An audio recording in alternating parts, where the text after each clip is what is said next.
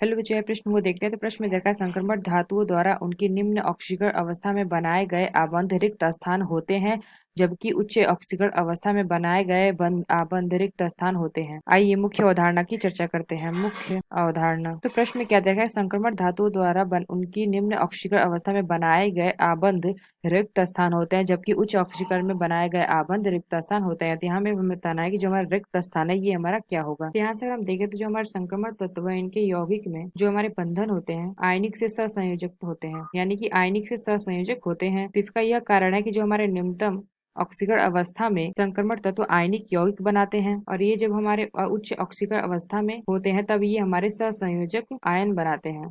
यहाँ से अगर हम देखें, जब संक्रमण तत्वों के यौगिक यौगिक में बंधन आयनिक से सहसंयोजक होता है, जब निम्नतम ऑक्सीकरण अवस्था होती है अवस्था में संक्रमण तत्व आयनिक यौगिक बनाते हैं, और जब इनकी ऑक्सीकरण अवस्था यहाँ पे हमारी क्या होती है, उच्चतम होती है, तब ये हमारे क्या बनाते हैं, सहसंयोजक यौगिक बनाते हैं। अपने उच्चतम ऑक्सीकरण अवस्था में ये सहसंयोजक यौगिक बनाते हैं। तो यहाँ से अगर हम देखें न्यूनतम, यानी कि अगर हम देखें तो +2 ऑक्सीकरण अवस्था, उच्चतम अगर हम देखें तो ये हमारे क्या होगा, +7। तो यहाँ से अगर हम देखें जब हमारा +2 ऑक्सीकरण अवस्था संख्या होगा तब यहाँ पे हमारा क्या हो जाएगा, आयनिक यौगिक का निर्माण करेगा, और +2 से जब हमारा आगे बढ़ेगा तब ये हमारे क्या करेंगे, सहसंयोजक यौगिक बनाने लगेंगे।